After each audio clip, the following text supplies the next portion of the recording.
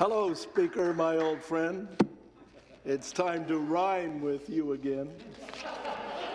Now, initially, I may need a wee bit of latitude, and for that, you'll have my deep felt gratitude.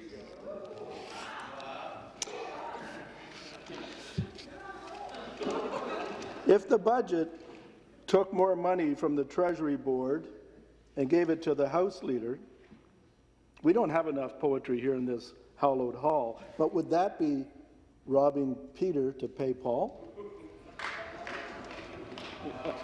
Now, conversely, Speaker, if it took it from the House Leader and gave it to Treasury Board, we'd be robbing Paul to pay Peter. I think of those things at this time of the season, even though there's rhyme with very little reason. Speaker, I have poetry by the carton. Just ask the chief government whip, who's always wearing those fancy, very expensive Doc Martens. Now, I know we take some things for granted, like working late and debating plans for future transit. From Windsor, I could fly here and use an island runway, but I prefer via 1, the train, and then the subway. I'm a frequent visitor at Union, Bloor Yonge, and Queen's Park stations, and that's about all I know about Toronto's subway system of transportation. Urban planners owe a debt to Jane Jacobs and former councillor and Mayor John Sewell. They led the way on the walkable neighborhoods planning rule. And don't forget the SSSOCCC, the Stop Spadina Save Our City Coordinating Committee. Yes, a trip down memory lane to the late 60s and 1971 when Bill Davis put an end to it and victory was won. Toronto's transit plans then needed to be refined at the expense of the expressway, formerly known as Spadina. No one wants an expressway or subway next to their backyard fence, so they learned to tolerate traffic that was heavy and more dense. And then we wait and wait for newer transit plans. It's been that way since transit planning first began. Speaker, there is truth to the fiction. There's been too many planning cooks out there in the planning kitchen. Oh, it's not like it's a planning competition. Changes and transit delays have become a Toronto tradition. The planners, you would think that they would know how to make transit work in Toronto the Good. Why not ask the riders? They would surely know. They use the buses, streetcars, subways every day, even the GO. The member for Toronto Rosedale, Speaker, you know her well, a former president of the Transit Riders Association. She's our critic, Jessica Bell. So the bill we're debating in the chamber tonight won't be approved without a good fight. Now throw COVID into the mix, with people working from home means some transit plans may have to be switched.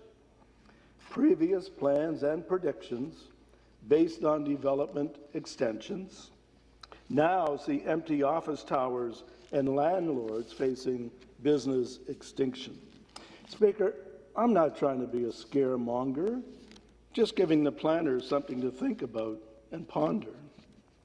Existing plans I'm not going to skewer, but will downtown in the future have more people or fewer?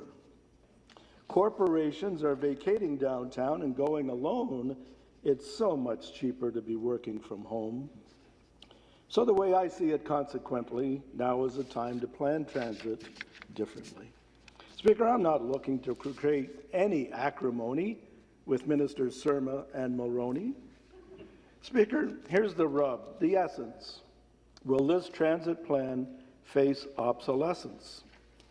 We heard it just a moment ago from the member for Toronto St. Paul's. She said, we're all in this together.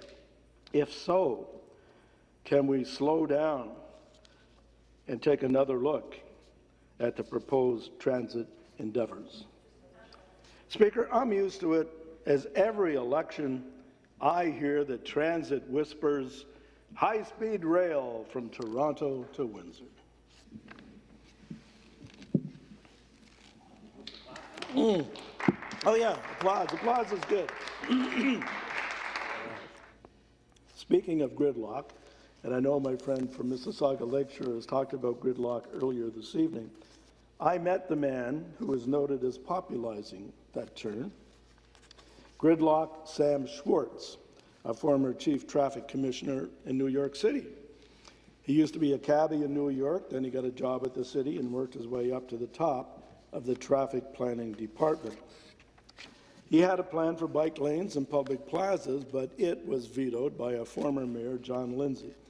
In any event, when I was on Windsor City Council, we hired Gridlock Sam as a consultant to prove to the former Liberal government that their plan for an at-grade freeway from where the 401 ends through West Windsor all the way to a new international border crossing, the Gordie Howe International Bridge, was a terrible idea, because it was. After months of fighting, public meetings, Windsor Council under former Mayor Eddie Francis and Gridlock Sam's sage advice, we convinced the Liberals we wouldn't settle for anything less than what we have today, known affectionately as the Herb Gray Parkway. It's 11 kilometers long, runs through Tecumseh, Windsor, and LaSalle. It has 15 bridges, 11 tunnels, covered by 17 kilometers of hiking trails and 300 acres of parkland. Not bad, thanks to the mayor and his decision to hire Gridlock Sam to prove to the province that its transportation plan for a major at-grade freeway would never cut it down our way.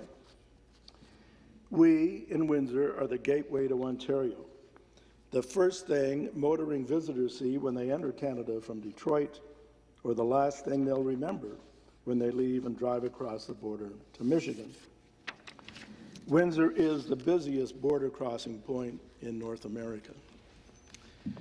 My point, Speaker, is we, the people, don't have to accept what is suggested to us by government. We can fight for a better deal, a better transportation plan, a workable plan for our future needs that includes respect for our shared environment, a more healthy environment. Governments, federal, provincial, regional, municipal, or metro links and railways don't have all the answers, all the best answers. They can be pressured to develop better plans. Governments come and go. Planners come and go. But the homeowners stay and have to live with what's in their backyards, their front yards, and what runs below and above their properties.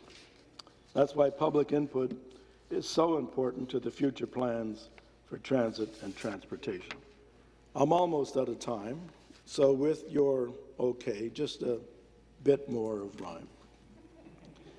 As I end with how I begun, having just a bit of fun, I hope no one took offense if I used a little pretense. Just to make a point or two, but transit planning is a very hard thing to do.